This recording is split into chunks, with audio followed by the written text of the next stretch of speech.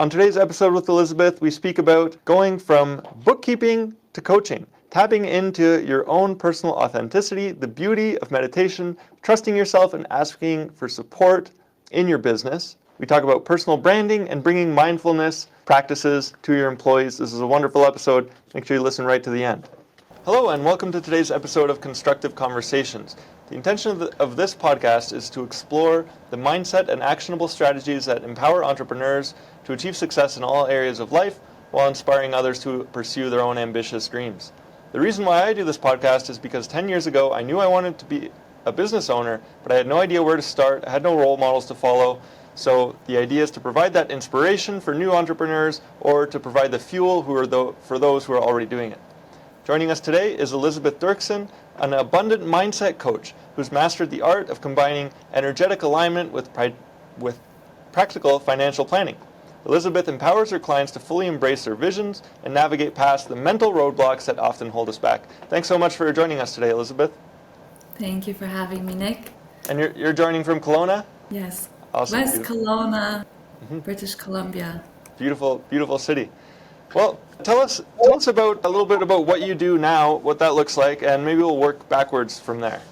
Yeah, so a lot of people approach me in the sense of, Elizabeth, love your energy. How can we work with you? Which is a beautiful space to be in because not only are you creating opportunities for others, but you're also helping them along their way to step into their visions and their true purpose.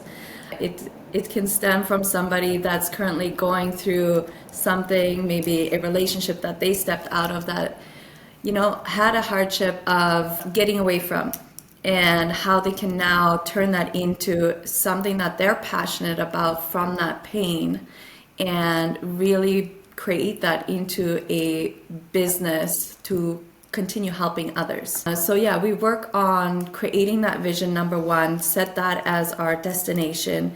And then the support is there with a one-on-one or group coaching on how we can get there. Okay, great. And tell us a little bit about your journey. What got you into what you're doing now? Where did you start out as? Yes, my path always started in the financial world, very corporate. When I ended up out of a relationship that no longer served me, I ended up with my son, and my number one thing was I did not want to end up under a bridge with him. So I had to really dig deep into what I wanted to do, what can I create so that I can sustain and support the lifestyle that we're after. And so one of my first clients approached me and they're like, we're looking for a bookkeeper. So that's essentially when I created Infinite Bookkeeping, my bookkeeping firm. And I packed up my baby myself every day for 8 hours. We ventured 20 minutes, had 2 lunches packed, put them in a playpen, and supported this client. When I got them fully caught up, I then looked back or evaluated and I said, okay, well, I'm really good at this. I may as well incorporate it. So I think it was 4 months after spending time with them, I ended up incorporating. I found clients in Alberta, Kijiji at the time, met them at coffee shops and just onboarded and helped people with their bookkeeping. It happened very quickly that these clients were not only looking for financial support or monthly bookkeeping support along the way. I found myself spending a lot of time with them, time on their visions, on their end goals, on their dreams. And there was always this aspect of, Elisabeth, I have a spring in my step after my conversations with you. And so it took me several years, but stemming from that, I asked myself, what can I create so that I can support more people in this entrepreneurial space that are always thinking about that next idea and have somebody they can go to and talk to? And it's not like, sure, sometimes we say, oh, I don't just feel like a bookkeeper, I feel like a therapist as well. There's a joke in the bookkeeping, accounting world like that. But if you really dive into this, there's actually this need of support for entrepreneurs, that can speak to somebody, not just when it comes for financials, but somebody that's going through something and understands the inner turmoil that we need to shift from that energetic standpoint in order to get to the vision that we're wanting to get to. So hence creating my one-on-one coaching and group coaching to support more people with this endeavor. Oh, that's so interesting. So you had the bookkeeping that you were skilled at, but then you narrowed down and realized, hey, everybody's walking away from the conversations, wishing they had more, maybe like, the deeper conversation. So you're able to pivot and focus in on that. That's great. What was it? Take us back, getting started, launching a company, you have your baby with you in your playpen. What was that like for you? Like what the thoughts, what was day-to-day experience like? Every day was faced with mother guilt. It was being in a space of I can't bring him to daycare because I wasn't financial off at that point. Yet viewing it from an abundance standpoint of like, man, I have the luxury of taking my kid with me and catching up with this one client as quick as possible. So, and that's what we do nowadays as well. As I work with a client, I always look for the opportunity in the financial, in the business aspect, not only for my growth, but for the company's growth as well. So I set a time frame very quickly of, okay, I don't love bringing my baby here. What can I do to transition? So I realized, well, I'm not seeing any clients on site. The client has rented the space specifically for administration for myself that I'm driving to, wasting my gas on. So I set myself a 3 months goal. And once I was fully caught up, I approached them and I said, hey, I want to save you $1,200 per month. And he goes, well, why? How can you do that for us? And I'm like, move me to my home office and get rid of this rental space. You don't need it. And the next day he drove out and we moved everything over into my home. So now did I not only gain the freedom of being at home with my son, but also the luxury of not having to wake up, being inside of the traffic matrix every day, and saving my clients money along the way as well. So it was like a reframe. Yeah, it's really interesting to see the positive, and now you apply that to your clients. Yeah, I really like that. And then what does the process look like that you go through with a typical client? Like sort of where are they when they're starting off, and how do they find out about you and that you can solve their problem? So a lot of the times clients will be in a space of, I know there's more out there for me. I just have this knowing, I have this desire. And then I will ask them, well, what does that look like? And they're like, well, I don't even know. So then we actually work on creating that vision first based on what is that turmoil that we can navigate from inside, and where do you want to be? And it can start as far as what do you want that feeling to look like? Because if we can tap into the feeling, which is the highest frequency of authenticity, if you're in that state and we can linger on that state to create the vision, you will find such a fast lane to get to there quicker. So some people, they struggle with identifying that vision, and some people have that vision. They're like, I know I want that house, I know I want that business, boom, boom, boom, but how can I bring everything into play? So basically the hows, the in-betweens, those are easy to work and align with a coach like myself when it comes to finding support for your business or whatever it may look like, or shifting you out of that bottleneck for your company.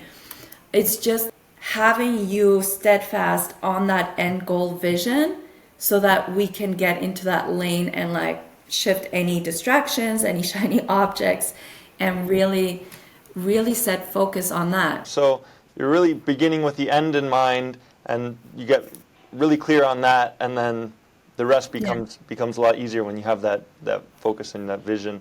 So from your perspective, what are the skills? So I'm picking up that obviously you need a lot of empathy and you understand what people are going through. What are the skills that you employ in what you're doing, and where did you get those skills? How did you develop them, or were you always like that and you just discovered it? I think once you're in a darkest time in your life, all you look for is the light, and what does light feel like? It's beautiful and it feels light as well.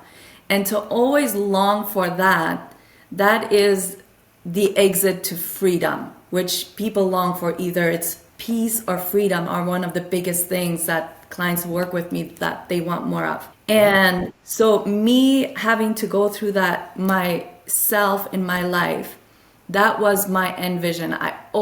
For me, my end goal was somehow a fountain. Like through my meditations, I just saw this fountain and me laughing around it, me being happy, me being free. And that appeared to me later on in life. And so then I said, well, if I was able to shift my way out of that, I can now support others. And of course, there has been many books, many self-development courses, workshops that I participated in. I've even gone through a very intense journey with spiritual executive guides that are called the Journeyman Collective. And so it's actually where you tap into another realm of what you are here for purpose and what you are here to create. And so with that in mind, you can come back and really shift the people's perception of how they view life as hard. So many times as a single mother, I have to be in this position of actually demonstrating and introducing people to like, actually single mother is not that hard. It's just the way how you view it. It's how you get to create the lifestyle that you want. And honestly, Nick, sometimes I look at people that are still single, they don't have dependents, and I'm like, why are you not further in life? What is holding you back? You have nobody that's holding you back. So then it only comes down to like the inner belief systems that we then need to work with to like shift and be like, no, you are that person. You get to be what you truly desire. Like, is it something from the past that's holding you back or something that somebody said, right? So single mothers definitely have an advantage for them to pursue faster. And any workshop a full single mother goes to costs her more, is time consuming. She's more away from her kids and everything, but people don't realize it. But for one of us to be in that position of like, no, this is actually my luxury and I get to attain this information and then teach others the same way, it always brings me back to like, man, if the entire world that is after this self-growth, after this knowledge of that never stops, everybody would be just so further ahead. But it's tapping into the luxury of self first to get there. So you really have the ability to see that potential in everyone. You say, hey, why don't you fix this that's holding you back? But you did that work. So you went in there and you went through, like you said, the darkness. So then you get that perspective of you can see the light and create that vision and do the work, like you said, with other teachers. What's been one of the biggest obstacles you had to overcome in just your whole journey up until now? I think it's a continuous keep going, basically. Like there will be moments, and as you're growing more successfully, everybody is curious, everybody wants a piece of the pie, everybody is looking to support, but identifying what is support and what is something that you need to first coach. Right? So that is a current view that really needs to be perceived from a distance. As for the past, I think, again, the darker time, it was when I left that home. And one last time, I was just picking things out of the cabinet, just necessities, didn't really pack, just threw things in bags. And I just collapsed. I was on the floor. And there was just this knowing inside of me of like, Elisabeth, you've made it till here, you can keep going. Like you have a son to take care of. You have this desire to create something grand in this world. And on top of that, you're going to help others to do the same. So that was something huge to overcome. Yeah. And amazing that you overcame that. And that's what you're doing now. So the flip side to that question, what's one of the greatest successes, maybe an unexpected success, since you've been coaching and doing what you do now? It was when I found out, a lot of the times I'm like, I was frustrated, Nick, by people calling me crazy, especially like when I shared my ideas or something. Or I too am an adrenaline junkie. So before I hit the skydiving plane or bungee jumping in Mexico, you already hear like crazy or she's crazy, right? And it was actually in November of last year. I was coaching one of the organizations here in the Okanagan area, and they had a disconnect between their offshore team and the organization that they had here. But they knew that I was heading to Bali. their offshore team was in Philippines. And my first thought was like, well, who's been to Philippines? Who has detected the cultural differences? Who has learned about these people in person and what is important for them? What are actually their passions? So this was all going through. And on the second meeting that I went to them, there's this thing that came through me and it said, okay, Elisabeth, just tell them that you need to go to Philippines on their behalf. And my answer to myself was like, you're crazy.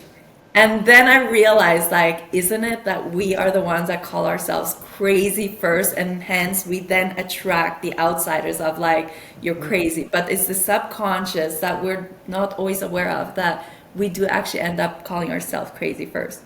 And so it was really cool because I thought the worst I can get is a no, right? And so I approached the meeting and I said, who here has been to Philippines? And they're like, well, nobody. And I'm like, I will do that on your behalf. Me and my son are heading to Bali anyways. I'll hop on over. And the response I got was, you would do that? So not only have I handpicked talent off of there, we've shifted things, the company has grown, and it's just beautiful to see like multiple cultures come together for the purpose of either the company's vision or even, I would say the business owner's vision, because that was their initial dream, to make that company grow. Amazing. That's a great win, and I'm sure like it was a big win for your clients to have you spearheading that. So you talked about like your meditations. Can you talk more about those practices and what you do to connect with the inner part of yourself? Absolutely. My favorite part. I say to everybody, like, if we can all just double down on occasion. If you're doing a 20-minute meditation, do a 40-minute and just dwell in that God is dreaming a dream inside of you and make it feel really magical. For me, it started off with attending 5 years ago, just attending meditations on Mind Valley.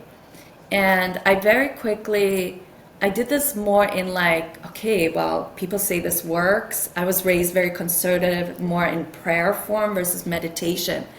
And meditation was something more that we're like, you don't want to tap into that. It's not religious based. But my curious stroke when I just learned more and more about it. And the first few times, I really discovered in those moments of silence that I could see my past, I was able to see my future, and it brought it into the now. It was such a comfortable feeling within me that, wow, if I were to do this daily in the mornings for myself, then I have this full cup to continue to give for the clients. So I then was really appealed to the book, The 5 a.m. Club by Robin Sharma, and he speaks on that 20-20 rule, which starts off with the 20 meditation. On the occasion that let's say I travel or I don't have the means to like be on my yoga mat at 5 a.m., there's one mindful practice I really love to do, and it really expands your awareness. It's when you're noticing that you are waking up. I encourage to keep your eyes closed and just be very aware of what is coming through. What is the first thought you're thinking about for your day? Because we have the choice to control the beginning of our day and the end of day. What happens in between? It's multiple gifts if we view it from that way, and challenges that we need to come through. And this is the exact practice that I do through my coaching. We can control the beginning of it, which is you saying yes to yourself, of your personal investment, and we can control the end of the end vision that we have in mind. And then the middle part will just navigate of this with the support that you will get. So the mindful practices, it's really tapping into just creating more awareness. Aside from the morning, if you're driving in the car and you just maybe take an affirmation with you of, I am aware, Yeah. you will start bringing more awareness into your consciousness. How about this? Are your customers or people you work with, is there resistance for them to, pick up these new practices? Are they open and willing to it? Like what's sort of necessary there to get people on board? with a new practice like that if they haven't been, meditating before? It's definitely observed with a caution for a lot of them that have never been in this space before. At the same time, if I give them that this is one of my main results to my success, they're willing to give it a shot, right? And sometimes, not sometimes, after my coaching calls, we do a guided meditation, and where they feel the support and the vision that's just shared through my voice of what's being channeled through me. And it's just beautiful for them to surrender and just allow themselves to let go for a vision that's being gifted to them. For others that are still viewing this as resistance, I would just encourage, just be open to it. Just allow somebody to share light through you and see how it makes you feel. The most important thing is, if there is you're longing, a little bit of peace within you, allow somebody to share that with you, and you will feel that. I really like that. I had the thought not long ago, if I ever had a coaching group, I would make sure everybody has to meditate at some point during the coaching. So that's super cool that's you incorporate that. And then focusing back on like your business, what do you see? What do you look forward to in the future, in the next 5 to 10 years? What are your goals moving forward? Yeah, we're definitely on an expansion, and like there's partnerships in the work, different approaches of purchases have come through. And on a personal note, I think it's more in the feeling of mother. My son is growing up, he's 9 years old now, and my company kind of got created in the same time as he was a baby. So it's almost like raising two kids at the same time. It's beautiful that you're asking this question, because just this past summer, I had a question go through me of like, we're growing immensely. What am I to do with it? And as we grow, especially as business owners, we are learning that we need to call in more support, and we need to call in more trust for ourselves. So the more we do this, the more things will feel like the support will automatically come. I remember the time we were in the switch of a CRM, and I was just calling this in, and then it just automatically showed up like the CRM that we're currently using just appeared as one of the advertisements. It's almost like your phone or whatever can hear your thoughts, like when those advertisements that you speak about appear. So that happened. And same thing when I was like thinking about a transition in the company, like inquiries just popped in through my email. So just being really in that energetic alignment. So for now, it's definitely in the growth and watching the unfolding of it, of who's all coming in to help grow this further. And most importantly, step back in the sense of watching it flourish from the hardship that it grew from, or why it came about. And most importantly, as we're growing, the business is growing, you grow as a person, it's noticing who you are becoming in the process as well, and who you get to witness growing or their journey unfolding. I know in my teams within the companies, I have each one of the teammates share their 3 and 5 year visions and even expand, like dream big is one of the titles I say, and they throw everything down. And from the time that I meet them to like now, I keep reminding them, like, you guys are different people. Like there's this belief in them of like, if you have somebody around you that also sees that vision and has that slight belief in your higher potential, there's all of a sudden this buzz or hit inside of them like, oh my God, I can do this. So if we can gift that to one another, just witnessing the unfolding of that is such a beautiful reward as a coach. Yeah, so it's almost coaching your employees, and that's one of my favorite things, is doing the 3 to 5 year plans and quarterly reviews with each employee, and see how much progress have you made, and in even 4 months. That's amazing to see. Do you incorporate any mindfulness for your employees? No, we don't actually. That's a good point. No, we're just very business. So yeah. No, I think that would be a good thing to incorporate. And what would that look? So say they're consulting with a company and they say we want to incorporate mindfulness practices. Mm-hmm. What would you recommend? Yeah, it's definitely bringing in somebody that can lead a before meeting meditation and let it stem with gratitude. You are in the construction industry, yes? Mm-hmm. So I've spoken with many project managers, many site managers, and just learned about what are some of the mishaps in the organizations or what is more they want to see of. And so many times they have these site meetings and go about the day, but nobody really knows how are these people actually feeling. Yes, they're showing up for their 8 to 5 job, whatever, but you have no idea if they are taking care of a mother or somebody back home that's actually taking a toll for them internally, right?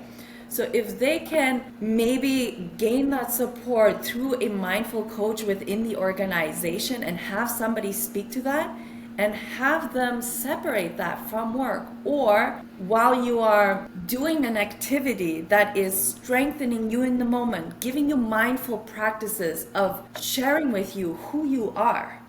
Like sometimes maybe in that situation of, let's say, caring for a loved one and you needing to take on that responsibility, but you're on the job site having to lift a, let's say, heavy material or place a 2x4 in a certain position, but your mind is with your loved one. Can you, in that moment that you're lifting that 2x4, ask yourself, I can hold more support, not just for this, but for the person that I love?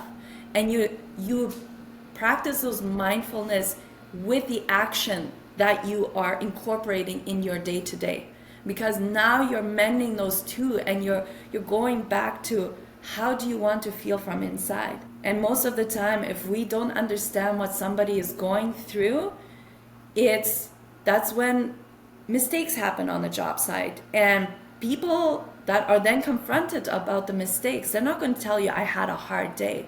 They need to gain the trust with somebody within the organization that they can go to and know that after they've spoken to that person, they can walk out feeling good, incorporating these things for them. Amazing. Yeah, I love that. The mindfulness to blend together, the work and the personal life, or whatever internal and external is going on. Yeah, that'd be a very powerful practice. What about what's the next puzzle that you're working on, the next unlock to unlock that next next step in your growth? My vision, so I speak multiple languages, and my vision right now is to support as many people that are called to gain support from me as possible. And so my thought process is continue doing this on bigger platforms.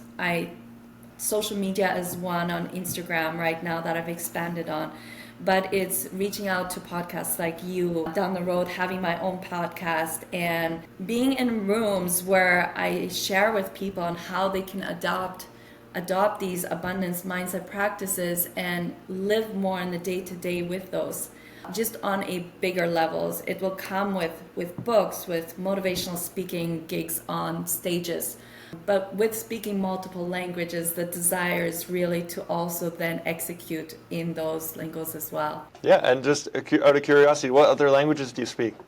Yeah, so I speak English, German, and Low German, which is very similar to Dutch, and then not so fluent, but mostly Russian. Oh, yeah, that's a whole new audience Yeah. that you can reach. So you talked a little bit about social media. What are your thoughts on personal branding? Is that something you actively do, you're working on? How does that look? Working on, and oh my God, had I known this from the get-go, I wouldn't have so much structural needs that I created in companies, holding companies, my trust and so forth. It's beautiful that how we can actually funnel everything through us, right? Any other company that will have or ever create, you want to build it with a mind of either selling or exiting it. But whatever you create, you will always sustain and always remain. So I also truly believe and to run everything through your personal brand, because that is something you can never get rid of, right? There's different ways of structuring what you are building, but continuously growing your personal brand, I think, is one of the most beautiful ways to now expand your personal awareness. Yeah, and I like what you said. Basically, you'll always be yourself. So, you can't sell yourself. You can't exit out of being yourself. So Yeah. for this lifetime, you're there. And so then you want to be mindful of, how do you position yourself in front of people and audiences. And yeah, Yeah. I think that I agree. That's very powerful. And it goes back to like, how much can I become more of me? Who am I willing to share me with, right? Like the people that are then to be in your audience and they're looking to step into their authenticity or looking to share on social media about what they're passionate about. And it's just so beautiful to witness how everyone's just willing to tap into that. I think when I began, I also had this need of overcoming that slight fear of like, what's someone going to think of me or so forth. But like when you go through that, it's just so freeing. It's just you. And yeah, I think there's a whole growth process within that itself. Yeah, it's another avenue for personal expansion, like you said, and yeah, definitely great opportunity for growth. Can you give, like, if we do a specific example for somebody, maybe like they haven't done so much work on themselves, and they're trying to develop their authenticity and find out, what my passion is. What's a good place for them to start on that I love exploration? that question. I love that question. I encourage you to think about your first memory where you were extremely happy. And also think about your first memory where you were extremely sad. And you want to dwell in those feelings and really see what is it that you need to overcome to tap back into these feelings. The extreme happiness would have most likely happened before you could speak, but a lot of us, we don't have quite that memory.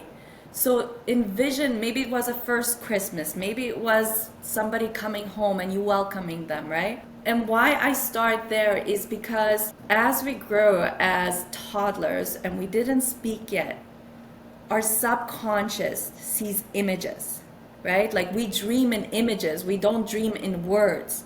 So if you can tap into that vision, what it felt like, what were you doing? Were you twirling? Were you dancing? What were you doing? And you become aware of that, you now have tapped into the feeling of what it needs to feel like for you to be in that full authenticity for your end vision. So you don't necessarily want to primarily focus on what that vision looks like, but you want to tap into what did it feel like and how can you translate this feeling into there. And then with why I also encourage about tapping into like a first memory where you felt that first challenge, the first hardship. It could have been you maybe fell on a bike, or it could have been somebody. I know one of my first thing was like I wasn't accepted in the church choir at 7 years old, and that was something really almost hurtful. But to linger in that, you actually then use that as building blocks throughout your life to lay the foundation of who you are becoming. If you were able to handle that, and now as you're building, you're going to get challenges automatically. Abundance mindset is not necessarily about now you're going to have complete optimism at all times and you're like, no, it's the awareness of selecting the perception based on what you lived through in the past or what you've seen others overcome in the past. So now you're building these blocks with that, and you just see yourself rise. But you can always use that in a parallel to support you along the way. Amazing. That's a great place to start. Yeah, I really like that. And then, so you mentioned the abundance mindset. Can you just talk about more about that mindset and, like the shifts people need to make to get in and to stay in that awareness? I think a good example we can start off with is traffic. It's catching yourself in moments of complaint. Like Kelowna has a big thing where people like talk about the bridge. Like they're like, if I have to go over the bridge, I'm not gonna go. And to me, it's like, whoa, can we get into the space of we have a bridge? Let's tap back into, when was it, 19 earlys, when the people were envisioning the build of that bridge and they had that cool idea of connecting these two landscapes together, and that's how we get across. And to be in that space of like, oh, I don't want to do it, or in the space of complaining, that's actually telling yourself that you're not worth more because you haven't been grateful what's already been created for you, you know? And recently, using the example of the bridge, I'm going to throw an example from a sharing from one of my clients. She actually utilized that bridge as a massive welcome into her stepping into wanting to shift the perception to abundance within herself. And it's like, if I can get onto that bridge, who's going to welcome you? What does it look like? And you can create that space in such a good feel and such a grand vision that is all for you. And then again, you use that to the parallel of where you want to be, right? So the people that are lingering in that traffic and honking or whatever, it's like, take a step back. Before you do that, what is it within you that you can allow yourself to be like, no, today I'm not going to choose it like that. I get to slow down a bit. Every day I'm in rush, but today I get to slow down. Or so many of us have transitioned into this virtual workspace. Now when we drive, personally for me, it's like, wow, I get to be in traffic, right? So seeing that shift, or being really aware of like when you're in a zone and you know, like when it's like packed, but then all of a sudden the lane that you're in, it just frees up, like cars just move out of your way. In that moment, can you just choose and be like, thank you, like this was for me? And now again, put it in a parallel to a vision of like what's before you. Is there an obstacle or something that you're going through? And just see that passing to the side for you so that you can pass through. Amazing. I like that, of using what's in front of you as an analogy to whatever else is going on in your life, and say, Exactly. the road's opening up for me to move ahead. So that's awesome. And it also sounds kind of like you're starting with, something small and easy, like traffic. Everybody deals with every day, so that's easy for someone to start with and say, okay, yeah, I can handle this. I can change my frame of reference and how I think about that. And is the idea then that they move on to sort of larger things from there? Is it like growing a muscle? Absolutely. And you can switch the tables. It's like, okay, now you're in the passenger seat or in the driver's seat where you're allowing all of it to flow and you're in this free flow. But what is your perception next when you see somebody else going out of their way, maybe flipping somebody their finger, or like you all of a sudden see where you used to be? What is your thought process in that moment? And it's maybe the awareness of like, oh my God, that used to be me. Or you now tap into that next level. What energetic light can I send to this person right now so that they can have a better day moving forward? Can you visualize you saw their hands? Can you visualize them seeing their hands and giving gratitude that they have both of their hands?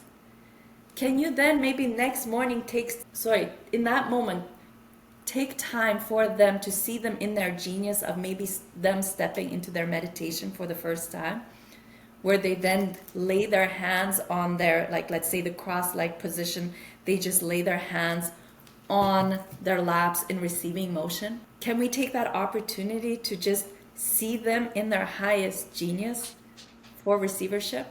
Because now you're not just creating that energetic funnel for you to continually receive, you have amplified it and you can do that for others. I love it. That's very powerful, just simple way of thinking of like reprocessing your experience in a new frame, which brings me to the question, do you have mentors? So you mentioned, different, like a meditation group. Yeah.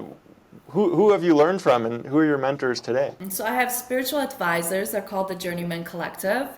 With them, I went through an executive journey through plant medicine. And then today, my current mentor is Dan Martell, the author of Buy Back Your Time. And, Dan was one person that for the first time in my life, he saw beyond the vision that I had for myself. And that was my stepping into working with him. I was in a space to constantly seek people that were beyond my success, beyond where I want to be. And for to him to have said something of like that I am capable of doing that, it's what I've been doing for my client all my life, almost in this corporate or in coaching and support world. And to finally have heard that from someone and support me with my continuous growth, it was a beautiful gift in the moment. Amazing, yeah, and I guess that's so necessary to have somebody with that grand vision who can push us forward and say, no, there's still more. You can still expand further. Yeah, Nick, I have this like mystical vision of like working with a coach or a mentor. And it's like whoever's seen Avatar, like those dragons, those beautiful birds, the bigger ones, they might fly higher, but they're always there for support of the littler ones, of the younger ones. They know they want to also fly high. And every once in a while, when you fall off, maybe it could be like you going to the gym or something like that. The coach mentor is there to hold you accountable. These big birds, they then just come and scoop you up. And maybe it's a little while where you spend that one-on-one time with them once per week and you get to just glide for a moment. You don't need to fly by yourself, but they got you. And then after that call, you just step forward and you have this momentum once again.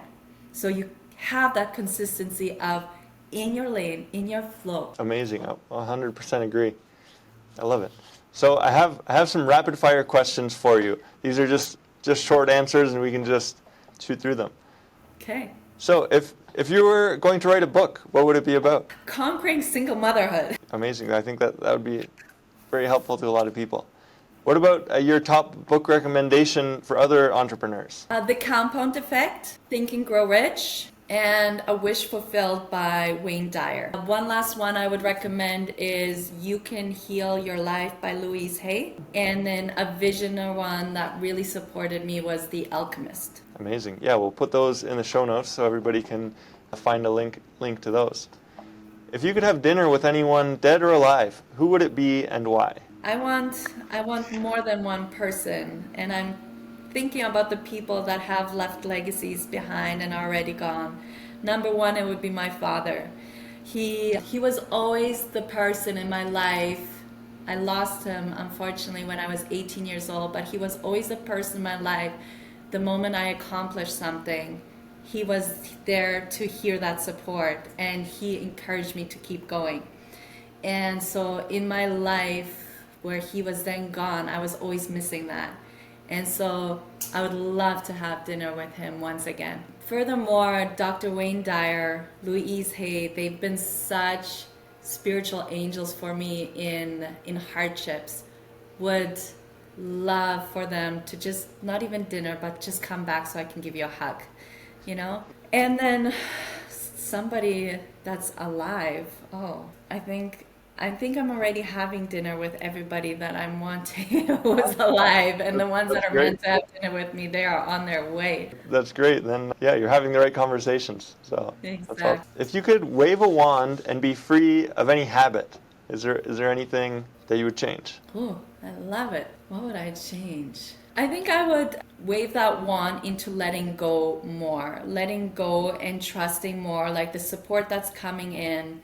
Further trusting in like continuously asking for help, that one can assure me that I don't have to do this alone anymore. Love it. That's great answer. To some 741 hertz or 888 hertz frequencies on Spotify. Let that play throughout my home. I'll light candles. I'll make myself a beautiful bath with salt bombs and a book in hand. Really, fill up my mind with more of the thing that I crave to learn. That's great. That's like a professional unwinding plan, versus other people might say, oh, watch TV, but yeah, you've got it dialed in. So amazing. Is there anything else you wanted to cover on? I think we've touched on everything, Nick. Yeah. I'd be curious to learn what is the title of your book. Oh, well, I can show you this one here is called Optimism 2033. It came out last year. And it's embrace the light of optimism and shape a brighter future. The idea is, how can we shape the next 10 years through like our perceptions and how we show up in the world?